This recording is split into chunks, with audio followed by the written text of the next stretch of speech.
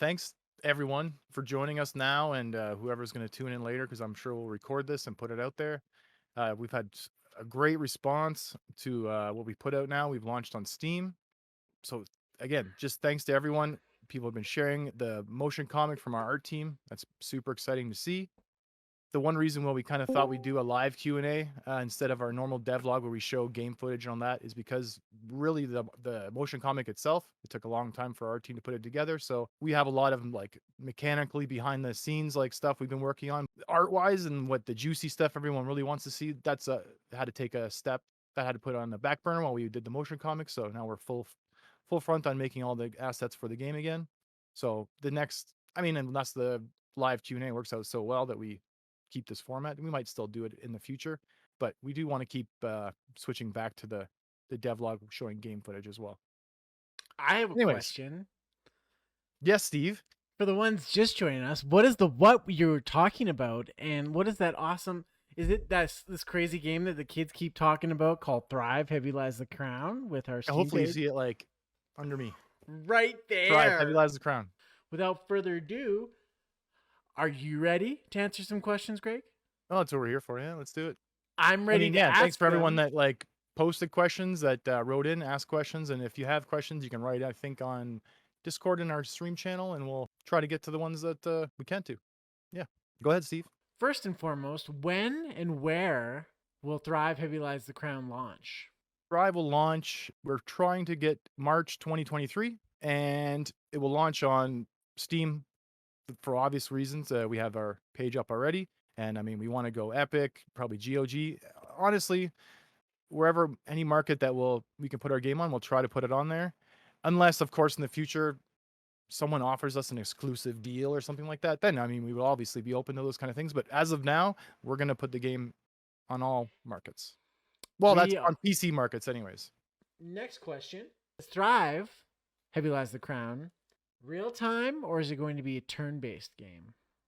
Yeah, that's a good question because a lot of people ask that. It does. It has. You can, when you look at it, it's hard to tell sometimes. So it will be real time. No turn base. Everything will happen. All the trading, battles, your town, other people's towns, all happening at the same time. Are there better unlockable buildings and multiple upgrade pathways in order to avoid repetitive city building?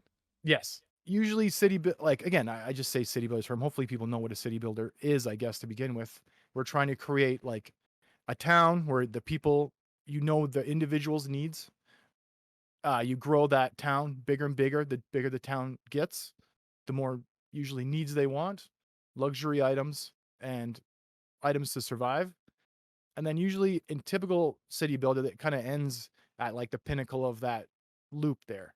But we always found that we want to go a little bit farther and add like combat. So you would have to defend with things in the world and have more than one town. So you would have to trade between your own towns because a lot of times you wouldn't have every production item all in one area. So we want to have people moving goods between different towns that they own and even trading between towns they don't own.